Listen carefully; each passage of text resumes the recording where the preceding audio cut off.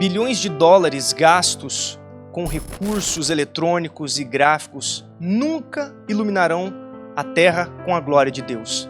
O que nós precisamos, o que nós mais necessitamos é de ouvir esta mensagem, de entender esta mensagem e de viver esta mensagem pela graça do Senhor Jesus Cristo. A partir então deste congresso, a pergunta não será mais sobre o que aconteceu no passado, o que fizeram com a mensagem, mas a pergunta será o que nós vamos fazer com a mensagem, o que você vai fazer com essa luz. E é muito interessante e até importante nós notarmos que nós encontramos na Bíblia, na Palavra de Deus, dois tipos de reações diferentes do povo quando eles ouvem a sua própria história, não é mesmo, Valtinho? Exatamente. No livro de Atos, no capítulo 2, no discurso de Pedro, Pedro está falando a respeito de uma história de rejeição, uma história de morte, em que a nação de Israel havia matado o Messias.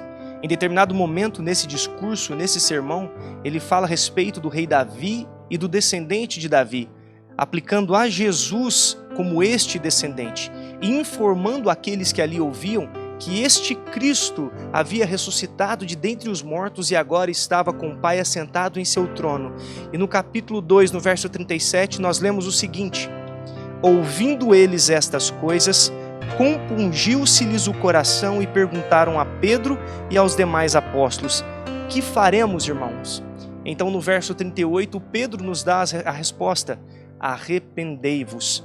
No mesmo livro, no capítulo 7 do livro de Atos, nós temos o discurso de Estevão.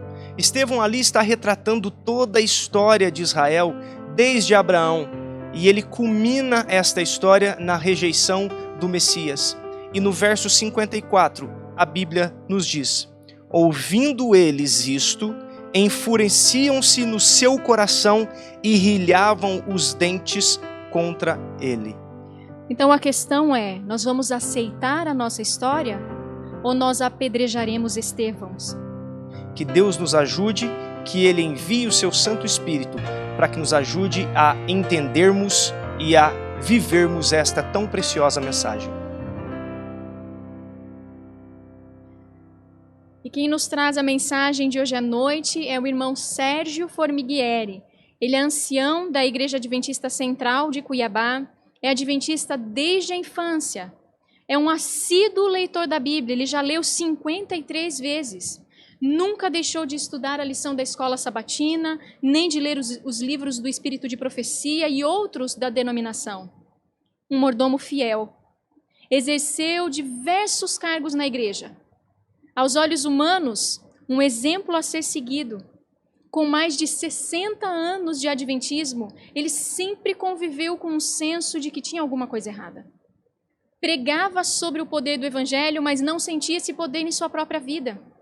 A partir de maio de 2019, pela providência divina, se debruçou a estudar profundamente a história de nossa igreja, especialmente em 1888 e a justificação pela fé. E só então ele descobriu que ele estava perdido dentro da igreja. Hoje, com muita alegria, ele está experimentando a cada dia o que significa viver pela fé. Com Cristo no coração, recebendo dele o poder para vencer. Ele sente um desejo intenso de que os familiares, os amigos, também descubram essas verdades tão preciosas. E é esse o mesmo objetivo deste congresso, e nós desejamos que o Senhor abençoe o irmão Sérgio e abençoe a cada um, para que todos nós possamos descobrir essas verdades também. Saudamos em Cristo Jesus a todos os que estão nos acompanhando. Nas últimas semanas nós temos estudado aqui no Congresso o que aconteceu em 1888 e as implicações da rejeição da solene mensagem da justificação pela fé. Hoje eu vou fazer uma comparação de 3 pontos de vista contrastantes sobre o entendimento da justificação pela fé. Qual o objetivo disso, irmãos? É para que você e eu analisemos e reflitamos sobre a nossa compreensão sobre o tema. É muito importante entender e aceitar esta mensagem. Por quê? Porque ela nos apresenta a vitória em Cristo Jesus e o preparo para recebê-lo, o preparo para herdar a salvação. Muito bem, nós vamos destacar então 3 pontos de vista. Primeiro ponto de vista evangélico popular. Segundo ponto de vista é o ponto de vista, a compreensão atual da Igreja Adventista. E o terceiro ponto de vista é o ponto de vista de 1888. Ponto de vista esse defendido pelos instrumentos escolhidos por Deus, Jones e Waggoner, e endossados pela serva do Senhor, Ellen White. Muito bem, primeiro ponto de vista é sobre o Evangelho. Para os evangélicos, a parte mais importante do Evangelho é a necessidade do homem, pela sua segurança, pela sua salvação. Portanto, o apelo é centrado no eu, nunca vai além do egocentrismo. E nós, adventistas, como entendemos? Sabe, irmãos, é bastante similar. O motivo principal de alguém aceitar o Evangelho não passa da necessidade do pecador, a nossa necessidade. Agora, qual era o ponto de vista de 1888? O centro do Evangelho é a revelação do amor de Deus na cruz. Quando Paulo escreveu aos Coríntios, na sua primeira carta, ele disse assim: porque nada me propus saber entre vós, senão a Jesus Cristo e este crucificado. Portanto, o apelo, a motivação é muito mais elevada. É o amor e a gratidão pelo que Cristo fez na cruz do Calvário. Portanto, não tem egocentrismo. Segundo ponto para a gente destacar é o amor.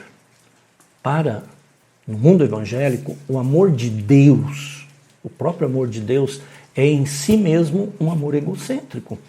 Cristo, na verdade, foi sustentado por um interesse centrado no eu. Ele não morreu o equivalente da segunda morte. Ele foi imediatamente para o paraíso. Isso é uma coisa que está inerente na doutrina da imortalidade da alma. Ela requer isso. E a Igreja Adventista? Nós também temos dificuldade em entender a diferença do amor egocêntrico com o amor ágape, o amor demonstrado na Igreja do Novo Testamento. E o ponto de vista de 1888? O verdadeiro amor é absolutamente abnegado, desejando mesmo abdicar da salvação pessoal pelo bem dos outros. O amor de Cristo é o nosso modelo. Cristo morreu o equivalente da segunda morte.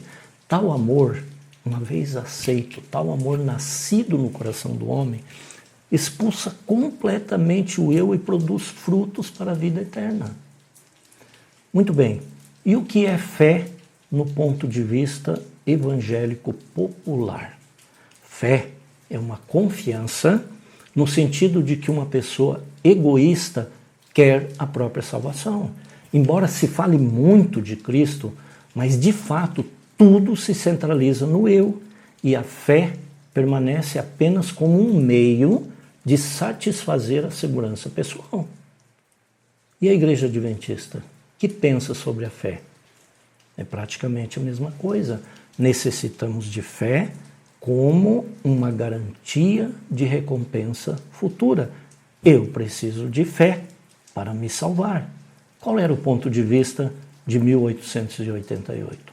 A fé é uma apreciação tão profunda do amor de Deus demonstrado na cruz do Calvário que o crente ele é constrangido a responder esse amor como forma de profunda gratidão. O cristão faz o que é certo porque é certo e não pensando em recompensa, não com medo de punição. Esse tipo de fé, ela elimina o egocentrismo e a indiferença. Outra coisa que gostaríamos de ver é sobre o amor próprio. No mundo evangélico, defende-se que Jesus ensinou que o amor próprio é uma virtude, como diz lá na Bíblia, amarás o teu próximo como a ti mesmo. Então eles não conseguem compreender esta ordem de Cristo, que ela realmente representa. Já na Igreja Adventista, o amor próprio é considerado uma pré-condição necessária para que eu ame os outros. o amor próprio é fortemente enfatizado, sendo extremamente defendido. Assim, o amor do eu é confundido com o apropriado respeito próprio. Não tem nada a ver uma coisa com a outra, irmãos. Já a opinião de a mensagem de 1888 sobre o amor próprio. Jesus ensinou que a pessoa convertida amará o próximo como antes da conversão achava natural amar a si mesma. Isso ocorre quando o egoísmo, que é o pilar central do reino de Satanás, é expulso da alma pela fé. Automaticamente muda o enfoque do amor. Muito bem, e a salvação? E a salvação? O que pensam os evangélicos sobre a salvação? Acreditam eles que Deus há muito tempo fez uma provisão para a nossa salvação, mas Jesus não vai fazer nada por nós sem que o aceitemos. Assim, a ideia transmitida é que se nós formos salvos, vai ser devido à nossa iniciativa, nossa. E se estivermos perdidos, Deus tomou a iniciativa de nos punir. E o que é que nós, como adventistas, entendemos? Praticamente a mesma linha. A provisão divina não nos fará nenhum bem se nós não aceitarmos a Cristo. Na verdade, o egocentrismo, ele distorce, altera os conceitos da justificação. E isso ocorre, irmãos, porque o pecador é ensinado que tudo depende do que ele faz com a oferta de Deus. Ou seja, Deus oferece, mas se eu não aceitar, nenhuma chance. Agora, qual era o ponto de vista de 1888? Cristo justificou a todos os homens, todos. Essas são as boas novas. Através do Espírito Santo, Jesus atrai todos os pecadores e a única razão para alguém se perder é a persistente rejeição. As boas novas não são se fizermos a nossa parte, nunca, nunca, mas se realmente apreciarmos o que Ele tem feito por nós. E qual seria, então, a definição de evangelho?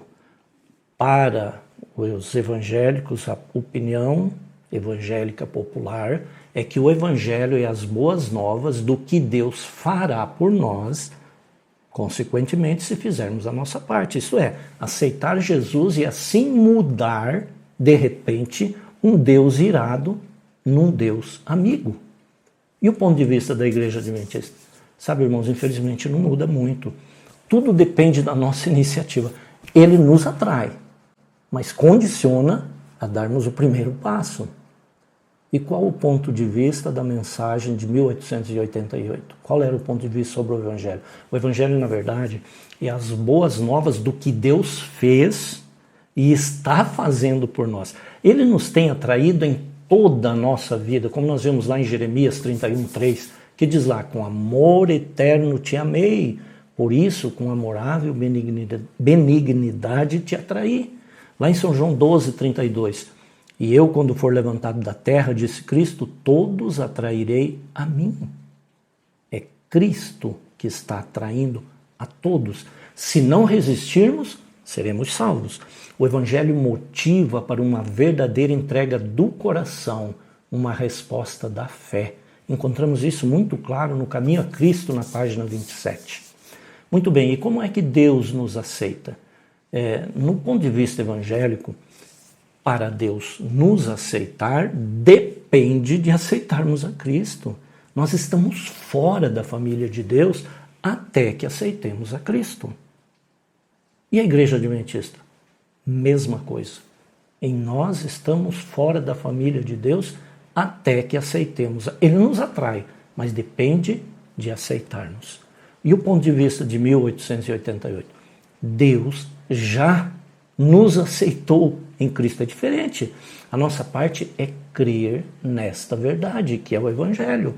Essa fé, acreditar no que Deus, no que Cristo fez por nós, essa fé é uma fé que opera, provendo uma inteira motivação pessoal para a obediência. E a recompensa do ímpio? Qual será a recompensa do ímpio de acordo com o ponto de vista evangélico popular? Deus vai torturar o perdido no fogo de um inferno eterno. Aliás, a doutrina da imortalidade natural da alma requer isso. O motivo egocêntrico distorce dessa forma o caráter de Deus. E a Igreja Adventista, o que pensa sobre a recompensa do ímpio? Qual é o final de quem estiver perdido? Deus vai destruir o perdido num inferno de fogo também, porém não eterno, mas que aniquila de uma forma eterna. Mas qual é o ponto de vista correto de acordo com a mensagem de 1888? Deus não destrói o homem, não. Todo homem que for destruído, destruir-se-á a si mesmo. O pecado, não Deus, destrói os ímpios. A segunda morte é algo misericordioso da parte de Deus para finalizar a real miséria do homem perdido. Muito bem. E remissão? O que seria remissão? De acordo com o ponto de vista evangélico popular, remissão é o perdão dos pecados por Deus.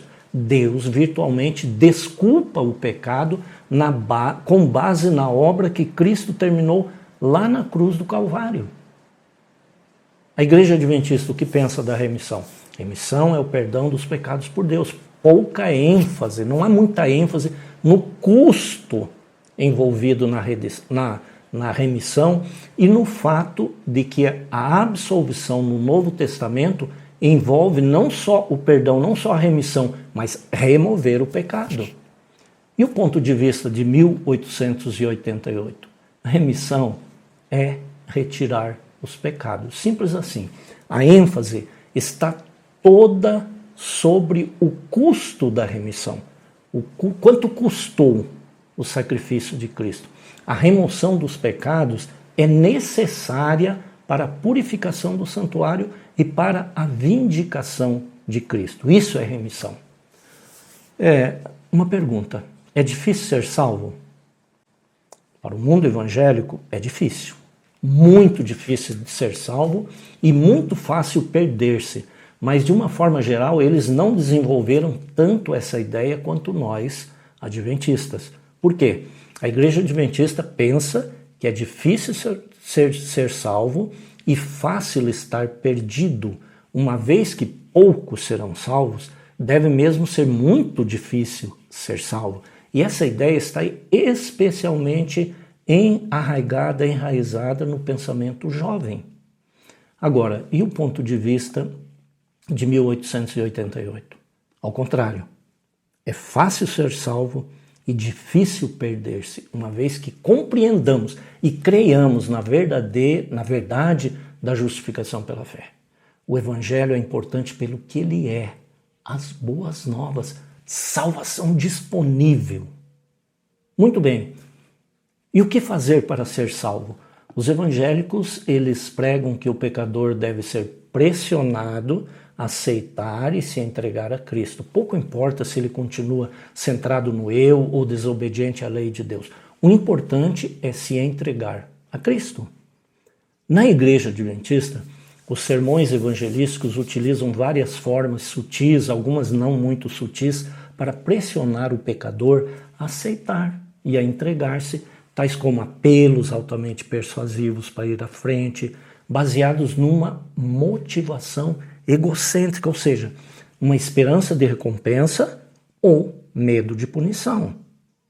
Ponto de vista de 1888. A mensagem de 1888 anunciou um novo dia, uma nova era no evangelismo, de acordo com Ellen White. Uma vez que a verdade seja devidamente compreendida pelo pesquisador, nada pode impedi-lo de responder.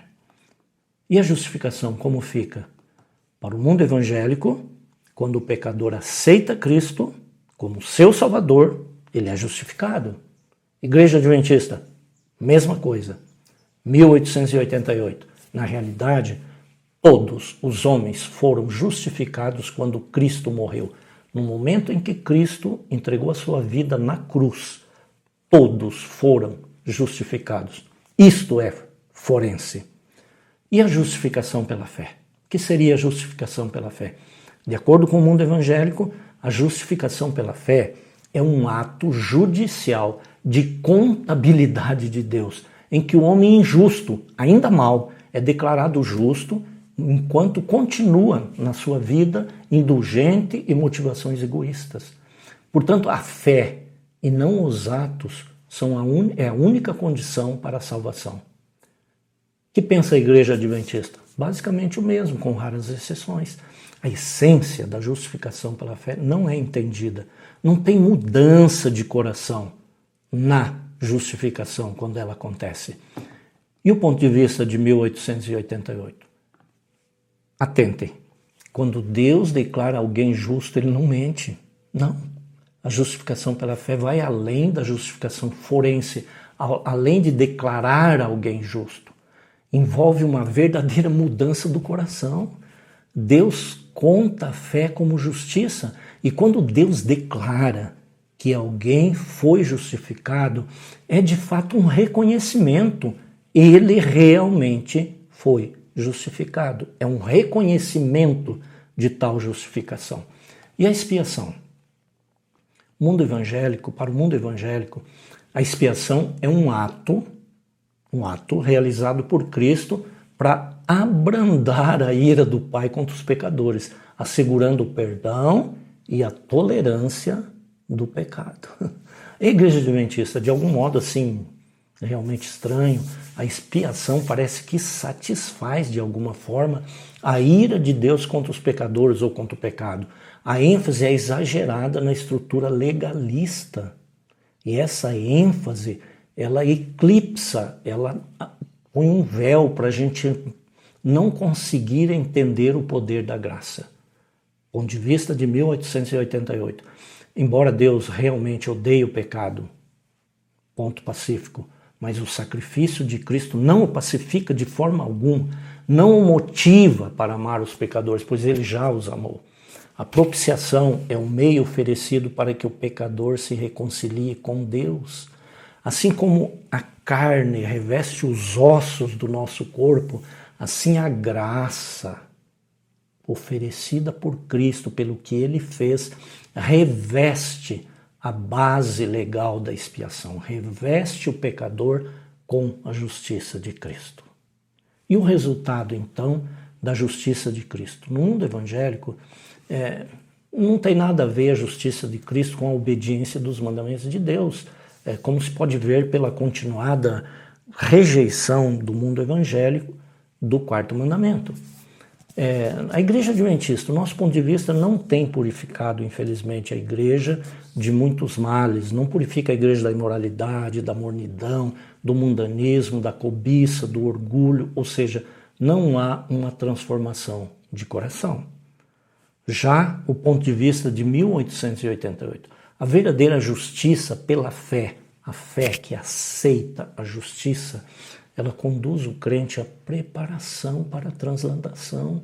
E esta preparação é manifestada em obediência a todos os mandamentos de Deus. Obediência voluntária a todos os mandamentos de Deus. Obediência essa unicamente pela fé, pela justiça de Cristo, aceita pelo crente.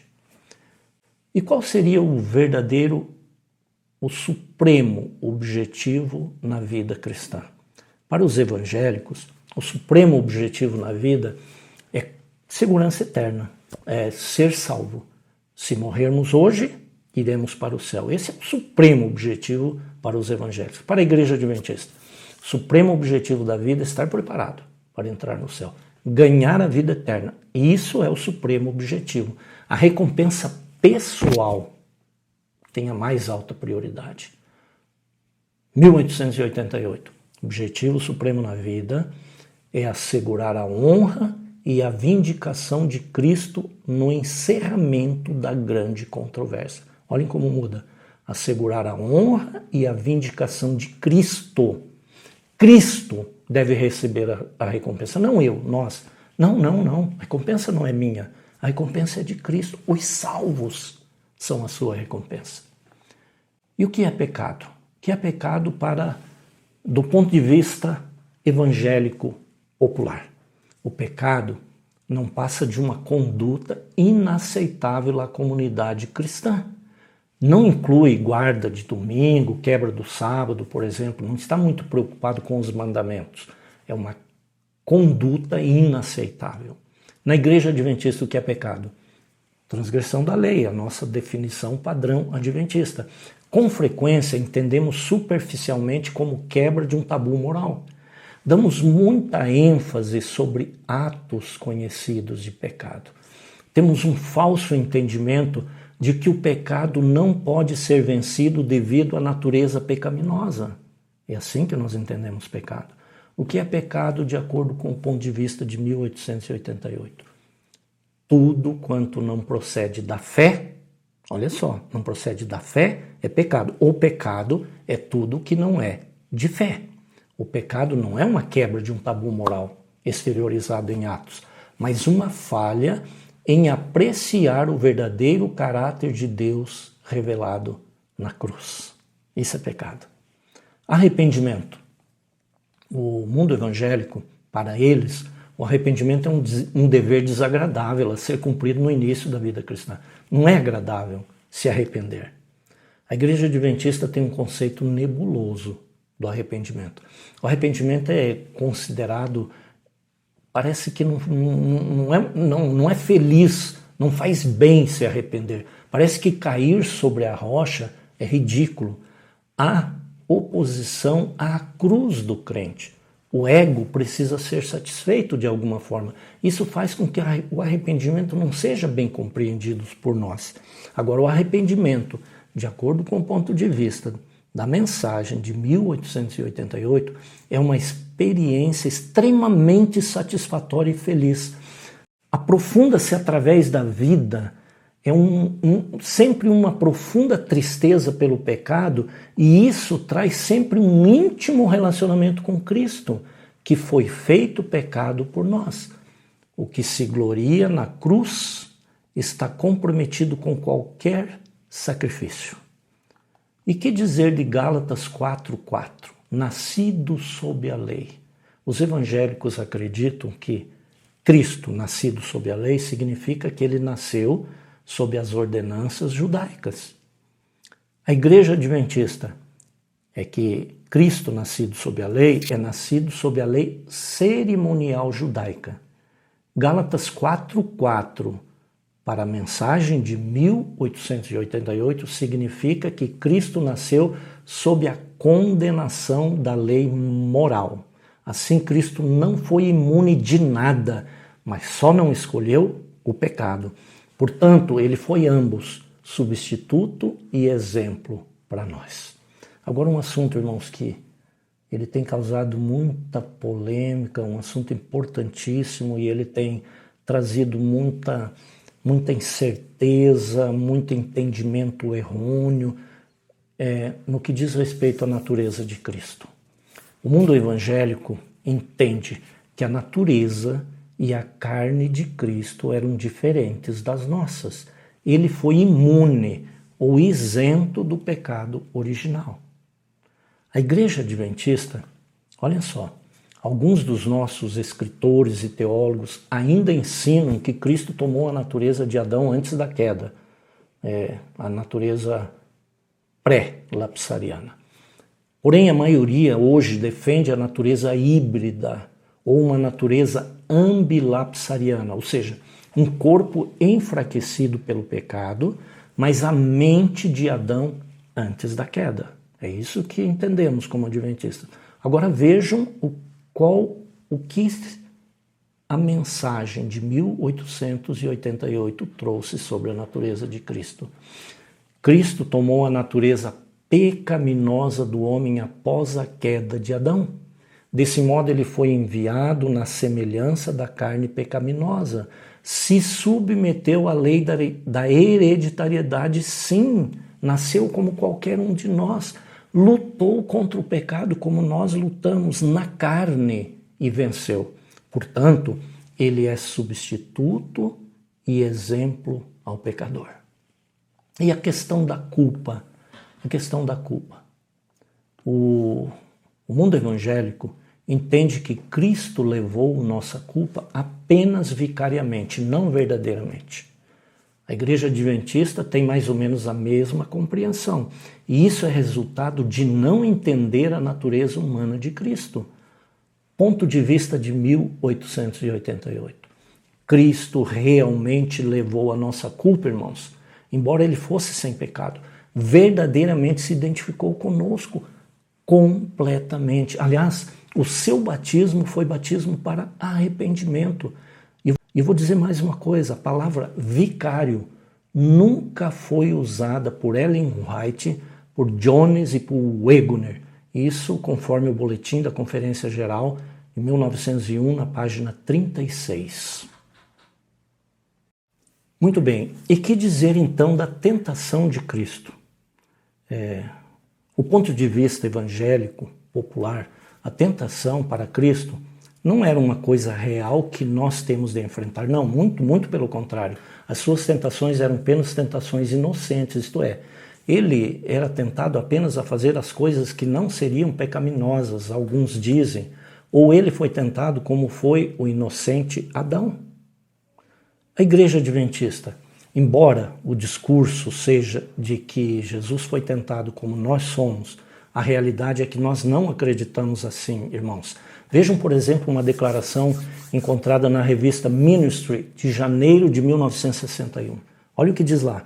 Era impossível, inútil e desnecessário para Cristo ser verdadeiramente tentado em todos os pontos como nós somos. Então, o entendimento não muda muito em relação ao ponto de vista evangélico. E essa trágica compreensão incorreta, ela resulta da ignorância da mensagem de 1888. E esse ponto de vista, infelizmente, exacerbou a imoralidade e o divórcio dentro da igreja. Qual era o ponto de vista de 1888 sobre a tentação de Jesus? Cristo foi severamente tentado em todos os pontos, irmãos, igualzinho a nós, identicamente. Não meramente como inocente Adão, não. Ele foi tentado de dentro, como nós somos, embora sem pecado. Ele conhece a plena força de qualquer tentação que você e eu, qualquer filho de Adão, pode sentir. Não há ninguém, portanto, que ele não possa socorrer, conforme Hebreus 2:18. E que dizer das vontades de Cristo? Quais eram as vontades de Cristo? De acordo com os evangélicos, Cristo era naturalmente bom. A sua vontade era idêntica, igualzinha à vontade do Pai. Para a Igreja Adventista, não é muito diferente. Cristo não tinha nenhum conflito interior. Esse ponto de vista contraria, irmãos, totalmente Mateus 26:39, quando Cristo disse assim, passa de mim este cálice, todavia não seja o que eu quero, não a minha vontade, mas a tua vontade. E qual era o ponto de vista de 1888? A justiça de Cristo, irmãos, não era natural, mas unicamente pela fé. Ele teve de negar a sua própria vontade a fim de seguir a vontade do Pai, pois a sua vontade natural era igual à nossa, oposta à vontade do Pai. Vejam, por exemplo, São João 5,30. Eu não posso de mim mesmo fazer coisa alguma. São João 6,38. Eu desci do céu não para fazer a minha vontade, mas a vontade daquele que me enviou. E aí vem um ponto que é um ponto bastante intrigante. E a sexualidade de Cristo? Para o mundo evangélico, especificamente, Cristo não foi exemplo ou norma na área da sexualidade. Não foi exemplo nesta área. A Igreja Adventista, nós não temos assim na nossa literatura, em momento algum, não temos nenhuma referência, pelo menos eu nunca li nada, sobre a possibilidade de Cristo ser tentado no campo da sexualidade. Aliás, parece chocante pensar que ele foi um ser sexual, normal. Agora, ponto de vista de 1888. Não vacila em apresentar Cristo como completamente igual a nós. Sim, ele verdadeiramente veio na carne, todas as nossas tentações, ele tinha as definições claras sobre as tentações de Cristo, estão nos salmos messiânicos. Se a gente prestar atenção, a gente vai ver isso. Aliás, irmãos, se ele não for um Salvador completo, se ele não foi tentado em tudo, ele não pode socorrer os que são tentados, inclusive na sexualidade. E esta é uma mensagem, irmãos, que o cristão moderno necessita. Precisamos entender que Cristo venceu na sexualidade e ele nos dá forças para vencer na sexualidade. E a justiça de Cristo? Que é a justiça de Cristo para o mundo evangélico popular? Ele, devido a um falso ponto de vista sobre a natureza de Cristo, a sua justiça é um termo sem sentido. O ponto de vista calvinista, ele limita sua justiça à substituição e ignora a realidade do exemplo. Ou seja, a justiça de Cristo ela serve para nos substituir, mas, de alguma forma, essa justiça é abstrata. A Igreja Adventista, a justiça de Cristo é um termo bastante familiar para nós, mas a nossa confusão sobre a natureza de Cristo torna também esse efeito nebuloso, esse conceito parece nebuloso. Como que ele tinha a nossa natureza e a justiça? Me parece que não encaixa. É geralmente admitido que Cristo era bom porque ele tinha uma herança genética diferente da nossa. Ou seja, sorte a nossa, que Jesus é um milionário moral e assim ele pode cobrir os nossos débitos morais. Não há problema em nos manter pecando, pelo menos inconscientemente, uma vez que temos um seguro pago por Cristo e através desse seguro nós podemos confiar que nós estamos cobertos. Infelizmente é assim que a gente entende. Qual é o ponto de vista de 1888 sobre a justiça de Cristo? Irmãos, a justiça de Cristo, de acordo com essa mensagem tão poderosa, é o padrão para todo crente. Sim, em outras palavras, através da rendição nossa aos princípios da cruz, Cristo em nós possibilita a completa vitória sobre o pecado e o eu. Esta é a sua justiça em nós, não a nossa justiça. Verdadeiramente, a partir de agora, Cristo nos libertou, de modo que nós não precisamos continuar pecando, irmãos. A chave é o quê? Fé verdadeira e genuína para aceitar a justiça de Cristo em nós. Muito bem, e uma questão importante, irmãos, a questão do santuário. O mundo evangélico, eles não têm nenhum conceito de santuário, de purificação de santuário, como uma obra paralela com a justiça pela fé. Não tem nenhum conhecimento. Aliás, Ellen White, ela diz no Primeiros Escritos, na página 261, não tem conhecimento do caminho para o Santíssimo e não podem ser beneficiados pela intercessão de Jesus ali. Igreja Adventista. Infelizmente, a maioria do nosso povo não tem nenhum conceito da purificação do santuário como uma obra vital, como uma obra importantíssima para a genuína justiça pela fé. Nós temos uma certa relutância em pregar a verdade do santuário, nós temos parece que há um receio. Se pregarmos isso, nós vamos nos identificar com ramificações ou com o chamado perfeccionismo. Para 1888, irmãos, purificação do santuário. É verdadeiramente impossível entender o tipo de justiça pela fé que preparará um povo para a vinda do Senhor, sem ter um claro discernimento da purificação do santuário e os seus efeitos na vida do cristão. Purificação do santuário, purificação da vida do crente. Ou seja, o mundo evangélico, eles têm uma ignorância total sobre santuário e purificação. Na Igreja Adventista, a gente não vê quase inexistentes apresentações contemporâneas da purificação do santuário como tendo um efeito prático na vida do crente. Falamos da purificação, o que Jesus está fazendo, mas não enfatizamos que essa purificação tem algum efeito na minha vida e na sua vida.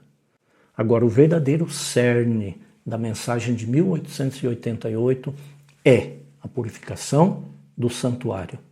Isto resulta no efeito prático da remoção dos pecados do coração dos crentes. Olha só, essa corrente de pecado que flui para dentro do santuário, ela precisa ser interrompida em sua fonte. Qual é a fonte? É o coração do povo de Deus. Isso é purificação do santuário. Perfeição de caráter. Tão propalado, tão falado. Para o mundo evangélico, pecar e se arrepender é a ordem do dia até que Jesus retorne. Essa coisa de purificação parece inexistente, de perfeição, perdão.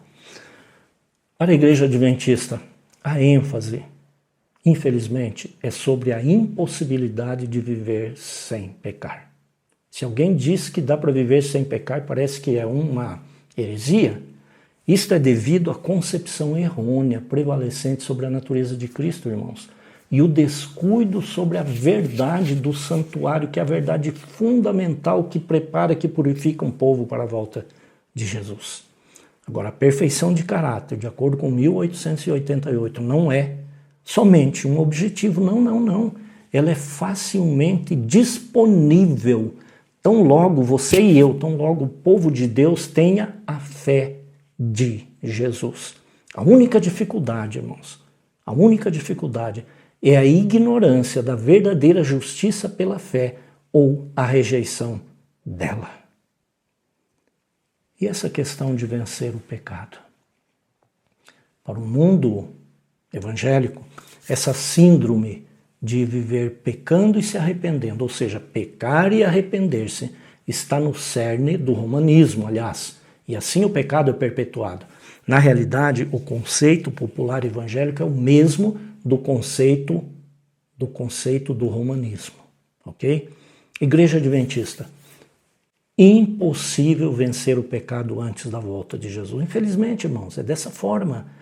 Tal compreensão resulta da confusão a respeito da natureza de Cristo, do preconceito contra a perfeição de caráter e de menosprezar a purificação do santuário.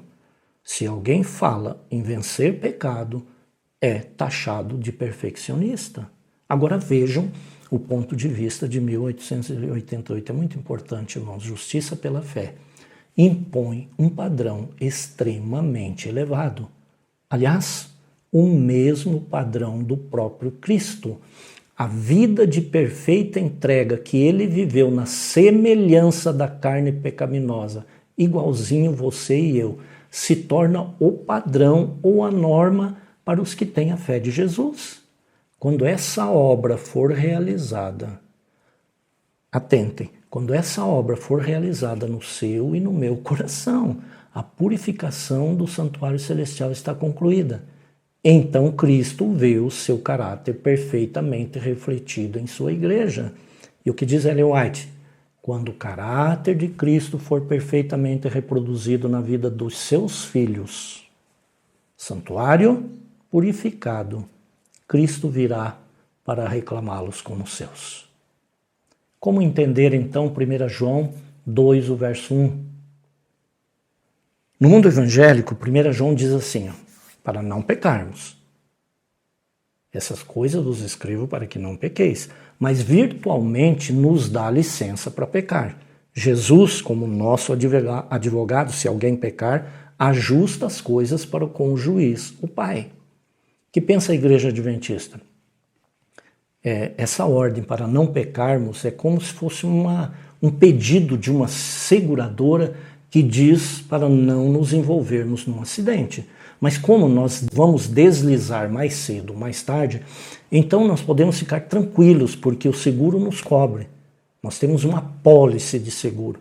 Muitas vezes a compreensão que nós temos é que Cristo é nosso advogado, que está lá pleiteando com o juiz para nos deixar impunes. E não podemos esperar mais do que vitórias sobre pecados conhecidos. A participação em pecados desconhecidos implica ser inevitável até a volta de Jesus. Ou seja, no máximo, nós vamos vencer pecados conhecidos. Pecados desconhecidos são inevitáveis. Agora atentem para o ponto de vista de 1888. No contexto devido, 1 João 2,1, ele nos diz que o propósito do sacrifício de Cristo é para seu povo deixar de pecar. O texto se refere à obra que a purificação do santuário deve fazer. Aliás, o Pai, o Filho, o Espírito Santo estão unidos para capacitar os crentes a vencer como Cristo venceu. Isto, por certo, inclui a vitória sobre todo o pecado, mas nunca é conscientemente reivindicado ou concebido. Nada a ver com o chamado perfeccionismo fanático, nada centrado no eu. É tudo inteiramente pela fé. Estas coisas vos escrevo para que não pequeis, como eu não pequei. E como eu, se você tiver fé, teria a minha justiça habitando em você para que você não peque. E a pergunta, eu estou salvo? Para o mundo evangélico é uma virtude afirmar eu estou salvo. É uma consequência direta da inteira ênfase egocêntrica. Eu estou salvo. Na Igreja Adventista, afirmar que não está salvo é uma demonstração de falta de fé. E no pensamento de 1888? Quem vê Cristo como ele é verdadeiramente é liberto de todo interesse egocêntrico pela própria salvação. Ninguém fica preocupado se estou salvo ou não. Está completamente consciente da sua própria pecaminosidade. Nunca mesmo nem pensando em reclamar perfeição ou segurança. Não. Seu centro de interesse é como honrar o Salvador agora, hoje e sempre. É atraído pela glória da justiça de Cristo, sem ter ansioso interesse por sua própria recompensa. Isso, irmãos, produz uma verdadeira paz interior. Agora, será que é possível haver um arrependimento corporativo? No mundo evangélico, o interesse egocêntrico prevalecente torna impossível pensar em se arrepender coletivamente, senão pelos próprios pecados. É só eu, estou preocupado comigo, não me importo os outros. O motivo para arrependimento é sempre a segurança pessoal, minha salvação. Na Igreja Adventista, mesmo ponto de vista, a motivação dominante é o interesse pela própria salvação pessoal. Eu tenho que me arrepender para me salvar. Qual o ponto de vista de 1888? O arrependimento e o batismo de Cristo introduz um interesse muito mais amplo. Culpa e arrependimento corporativos. Na verdade, quando entendemos isso, nos sentimos e nos vemos culpados, de fato, pelos pecados do mundo inteiro.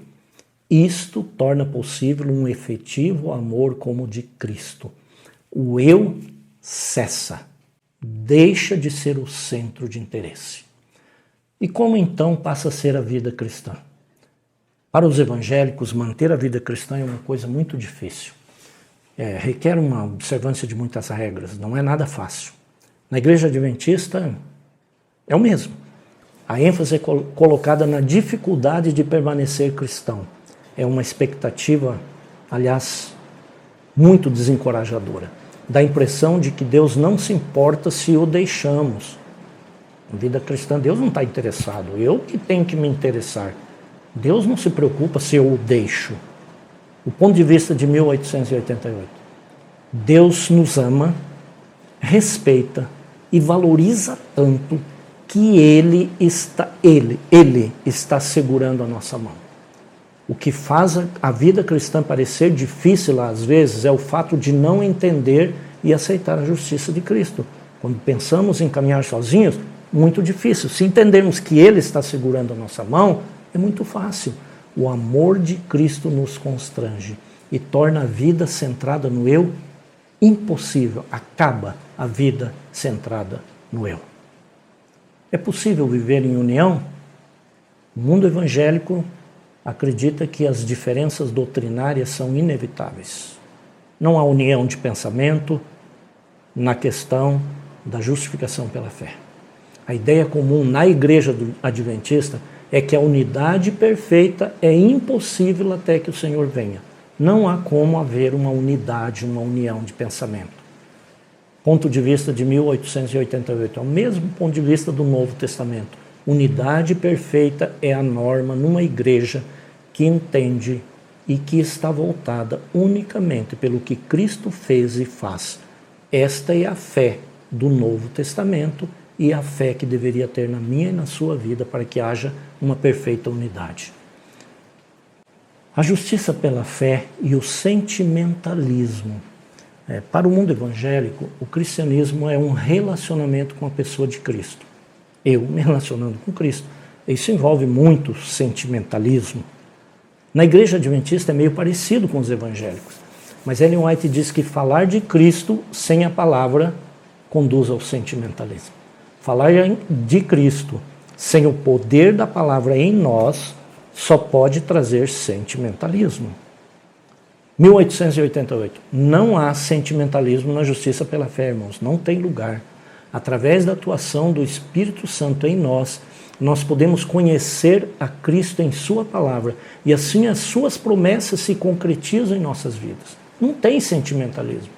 É simplesmente conhecer a Cristo e a sua palavra e as suas promessas se concretizam em nós. E a pregação do Evangelho? A comissão evangélica.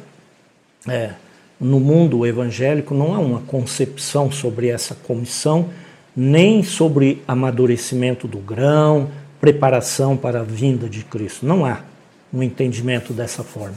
A igreja adventista, ela acredita que tem pregado a justificação pela fé claramente, poderosamente por muitas décadas.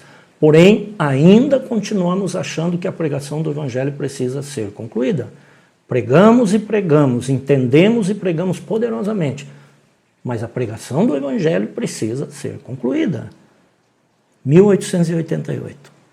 Crer e entender e pregar a justiça pela fé é a mesma coisa que catalisar a igreja e o mundo numa única geração e terminar a comissão evangélica. E quando é que Jesus vai voltar? Quando? Para os evangélicos, o tempo da segunda vinda de Cristo está pré-determinado pelo Pai. Isso é um conceito calvinista. Pré-determinado pelo Pai. Nada pode apressar ou retardar o tempo do segundo advento, pois isso alteraria a soberania da vontade de Deus. Na igreja adventista, embora o nosso discurso seja de abreviar a volta de Jesus, na verdade acreditamos que não depende de nós e que está pré-determinado pelo Pai. 1888. Cristo deseja vir. Ele está pronto para vir. Isso desde 1844. E ele virá. Então logo a sua noiva, a sua igreja se prepare para lhe dar as boas-vindas. Em outras palavras, Cristo alegremente virá quando quer que realmente queiramos que ele venha. Irmãos, e querer que ele venha segue de um entendimento da justiça pela fé. Se não entendermos a justiça de Cristo pela fé, nós nunca entenderemos que Jesus está pronto para voltar. E por que Cristo precisa voltar? Para os evangélicos, a volta de Cristo é desejada por causa da recompensa dos salvos.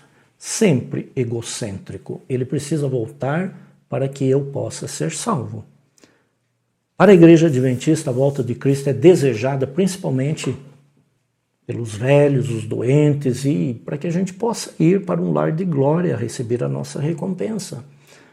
1888. Simpatia por Cristo.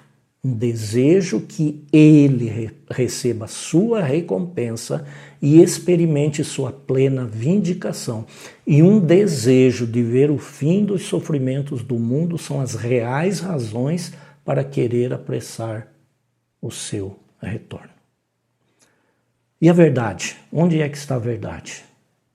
No mundo evangélico, o consenso é mais importante que a verdade. Por isso que eles não se preocupam em guardar o domingo em lugar do sábado. O importante é o consenso. dentro do nosso pensamento como adventistas, também a verdade, de certa forma, se encontra no consenso. A maioria não pode estar errada. Se as nossas convicções diferem da maioria da igreja, devemos suprimi-las ou sufocá-las. 1888. A genuína justiça pela fé sempre foi inicialmente aceita por uma minoria. A verdadeira fé do Novo Testamento comunica uma coragem que não teme a maioria ou o poder que esta maioria possa representar. A genuína justiça pela fé conduz a suportar a cruz como Cristo suportou. Não importa que as pessoas não entendam a maneira com que nós aceitamos esta justiça de Cristo. E os dois concertos? Aliás, os dois concertos foi um dos pontos que causou mais polêmica da liderança da igreja em 1888. No mundo evangélico, o dispensacionalismo impede eles de discernir o velho do novo concerto. Aliás, o guarda dos mandamentos para o mundo evangélico é o velho concerto. Eles estão sob o novo concerto. A graça anula a lei. A igreja adventista, irmãos, tem dificuldade em entender os dois concertos. De alguma forma, o dispensacionalismo também está endossado na nossa igreja.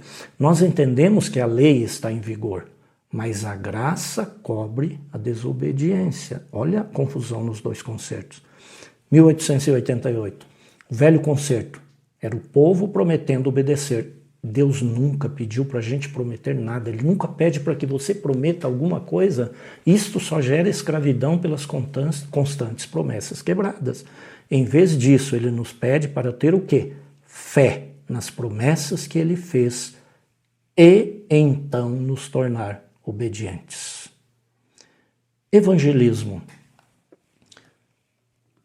As igrejas evangélicas, de alguma forma, nos últimos 150 anos, os grandes evangelistas, talentosos, pregadores, eles têm trazido a fonte de vida espiritual para estas igrejas.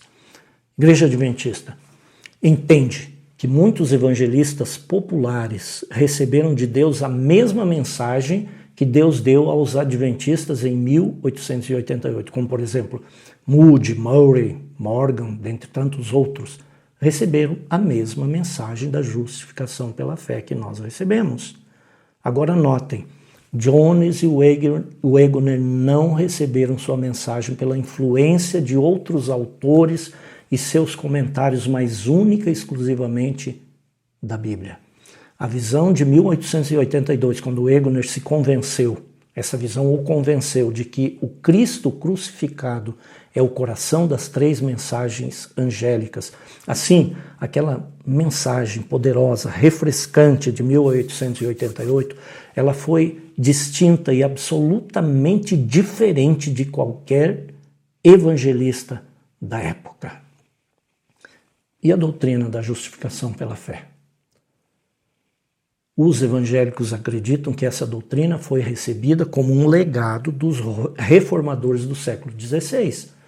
A Igreja Adventista entende que a mensagem de 1888 sobre a justificação e a justiça pela fé vieram dos credos das igrejas protestantes da época. Mas a origem da mensagem de 1888 foi a inspiração direta do Espírito Santo sobre, olha como Ellen White descreve os mensageiros, as mentes de homens divinamente apontadas, que tinham as credenciais do céu. E isto é evidente pelo fato de que a mensagem estava diretamente relacionada com a purificação do santuário, uma verdade que nenhuma igreja não adventista ou credo tem qualquer noção. Apenas superficialmente pode parecer que a mensagem de 1888 equipara-se aos credos das igrejas protestantes. Muito bem. E justiça pela fé? O que é justiça pela fé? No mundo evangélico, a ênfase, nós estamos salvos, ela ofusca qualquer necessidade de compreender justiça pela fé. Na Igreja Adventista, os nossos ministros geralmente sentem que entendem justiça pela fé e pregam de forma poderosa. Nós entendemos justiça pela fé, dizem eles, somente não a vivemos como devíamos. Portanto, esqueçamos 1888 e nos esforcemos mais. 1888, um senso agudo de que a mensagem de Laodiceia é pertinente. Nosso problema primário não é viver a verdade, mas verdadeiramente crer na verdade. A verdadeira fé opera. Se genuinamente nós cremos, genuinamente nós viveremos. Justiça pela fé significa o que ela diz. Se tivermos verdadeira fé, a justiça se torna uma realidade na vida. E quem está preparado para a volta de Jesus? Os evangélicos acreditam que a igreja está supostamente preparada, pelo menos os santos, para a vinda de Cristo ou arrebatamento, a qualquer momento. Qualquer um que está salvo está preparado. Na Igreja Adventista entende que está se tornando cada vez melhor com relação à doutrina e à experiência da justiça pela fé. Por exemplo, Frum, no seu livro, ele diz o seguinte: agora que nós entendemos perfeitamente o Deus triuno, estamos prontos ou quase prontos para a chuva serôdia. 1888. A inimizade contra Deus e a grande necessidade de que a purificação do santuário termine, o que só ocorre com a purificação no coração do crente, no coração do povo de Deus, foram as reais questões na conferência de 1888 e seguintes. O problema não estava na falta de compreensão de doutrinas como trinitarianismo, semi-arianismo. As diferenças doutrinárias teriam desaparecido tão logo a justiça de Cristo fosse recebida pela fé. Resumindo, a doutrina da justificação pela fé, irmãos, baseada na Bíblia, no espírito de profecia de Ellen White, nas mensagens do pastor Jones, do pastor Wagner, ela tem alguns pontos essenciais. Eu quero enumerar alguns pontos que são essenciais para a gente entender realmente o que era a doutrina. O sacrifício de Cristo foi real e efetivo em favor de todo mundo. Todo mundo. A única razão para que alguém possa perder-se é escolher resistir à graça salvadora de Deus. Aqueles que forem salvos, foi Deus que tomou a iniciativa. Aqueles que forem perdidos ou estiverem perdidos, foram eles que tomaram a iniciativa. A salvação é pela fé. A condenação é pela falta de fé ou incredulidade. Número 2. O sacrifício de Cristo justificou legalmente a todo homem. Literalmente salvou o mundo da prematura destruição. Todos os homens devem mesmo a sua vida física ao Evangelho. Aliás, cada fatia de pão está estampada com a cruz de Cristo. Quando o pecador ouve e crê no puro Evangelho, ele é justificado pela fé. Os perdidos deliberadamente negam a justiça de Cristo, a justificação de Cristo que ele já efetivou por eles. Número 3. A justificação pela fé é assim. É muito mais do que uma declaração legal. Não é isso, irmãos. Na justificação pela fé não é uma declaração legal de absolvição, não. Quando ela é aceita, ela muda pela ação do Espírito Santo no crente. O pecador recebe agora a expiação, que é a reconciliação com Deus. E uma vez que é impossível uma pessoa estar reconciliada com Deus sem estar reconciliada com a sua lei, portanto, o crente agora passa a ser obediente a todos os mandamentos de Deus, inclusive às leis de saúde. Número 4. Esta obra maravilhosa da justificação pela fé, ela só pode ser realizada através do novo concerto em que o Senhor realmente escreve a lei no coração do crente. A obediência passa a ser amada. A motivação muda completamente. A modificação é glorificar e honrar a Cristo e levar a salvação aos outros. Isso é muito diferente de pensar em recompensa. As motivações centradas no eu, como diz Paulo, que é estar sob a lei, desaparecem. A fé de Abraão, que implica uma completa submissão à vontade de Deus, habilita-nos, nos dá habilidade para viver um novo concerto, enquanto a maioria dos cristãos estão vivendo sob o velho concerto porque o interesse é centrado no eu e a sua motivação é egocêntrica. O velho concerto foi uma promessa do povo de ser fiel. Sob o novo concerto, a salvação vem porque nós cremos nas promessas e não por lhe fazermos promessas. Número 5. O amor de Deus é ativo, não é passivo, irmãos. Assim como o bom pastor, Cristo está ativamente buscando a ovelha perdida. A nossa salvação não depende da nossa busca do Salvador, não. A nossa crença depende da nossa crença de que Ele está procurando por nós. Aqueles que finalmente estão perdidos continuam a resistir e desprezar esta atração amorável de Jesus. Isto, em essência, é falta de fé e incredulidade. Número 6. A fé verdadeira implica numa inteira submissão e entrega da nossa vontade a Deus. Tendo esse tipo de fé, é muito fácil ser salvo. O pecado, embora seja a transgressão da lei, é um constante resistir da sua graça. Uma vez que Cristo já pagou o castigo pelo homem, a única razão para que alguém possa ser condenado é continuar na descrença, uma recusa de apreciar a redenção que Cristo já conseguiu na cruz do Calvário e que hoje ministra como sumo sacerdote celestial. O verdadeiro evangelho tira um véu dessa descrença, conduz a um arrependimento efetivo, prepara o crente para o retorno de Cristo. O louvor, o orgulho, a lisonja dos seres humanos são inconsistentes com a verdadeira fé em Cristo, mas são sinais seguros da descrença predominante mesmo dentro da igreja. Número 7. Para buscar a humanidade perdida, Jesus percorreu todo o caminho. Ele assumiu a natureza caída, sim, ele desceu na lama sem contaminar suas vestes, para poder nos resgatar.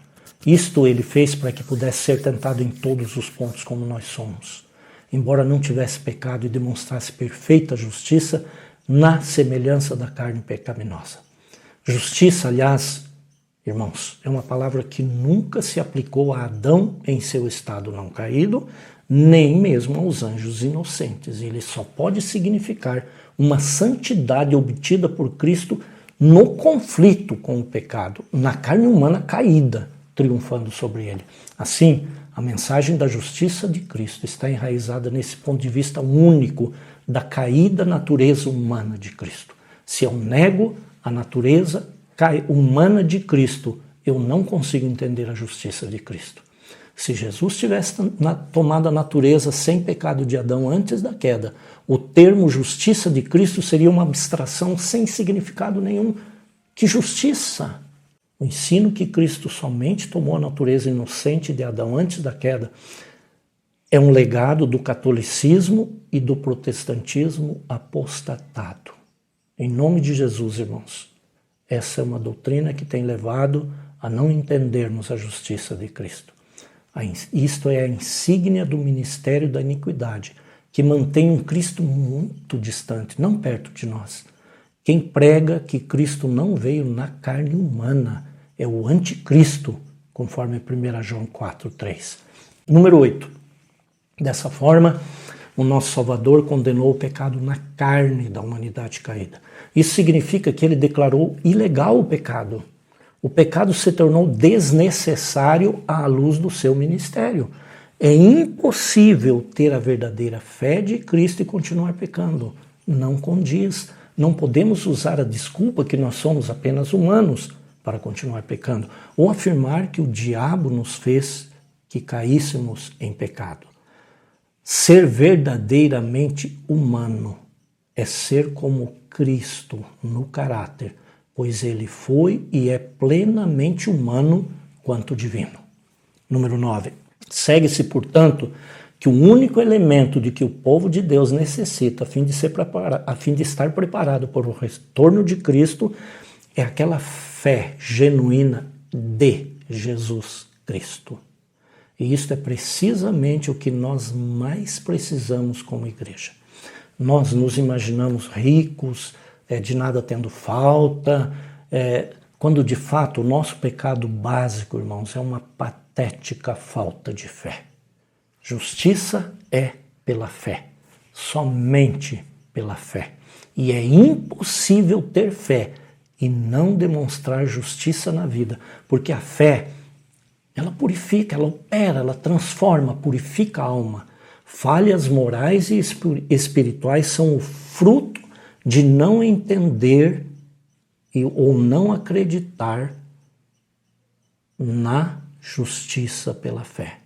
Foi essa confusão que levou o antigo Israel a rejeitar o próprio Salvador. Irmãos, a única coisa que você e eu precisamos é uma fé genuína de Jesus Cristo. É precisamente o que mais nós precisamos como igreja. Nós nos consideramos ricos, de nada tendo falta, quando de fato o nosso pecado patético é uma falta de fé. Justiça é pela fé, somente pela fé. É impossível ter fé e não demonstrar justiça na vida, porque a fé que opera purifica a alma. Número 10. Aceitação da justiça pela fé e da justiça de Cristo produz em mim e produz em você um genuíno arrependimento e envolve uma completa transformação da vida e do caráter. Isso tem por fruto a santificação, é uma consequência de uma profunda comunhão com Jesus e sua palavra. É uma mensagem de graça abundante, consistente com a purificação do santuário celestial. Em suma, número 11, justificação pela fé e justiça de Cristo, devidamente entendidas e aceitas, transformam as vidas e preparam um povo para a transladação, e assim Cristo virá para reclamá-los como seus. Que Deus ilumine as nossas mentes através do Espírito Santo, a fim de nós aceitarmos, irmãos, esta genuína justificação pela fé, recebermos a justiça de Cristo, que nos preparará para vivermos eternamente com o nosso querido Salvador, justiça nossa. Em nome de Jesus, vamos nos debruçar em entender a mensagem de 1888. Que Deus nos abençoe. Amém.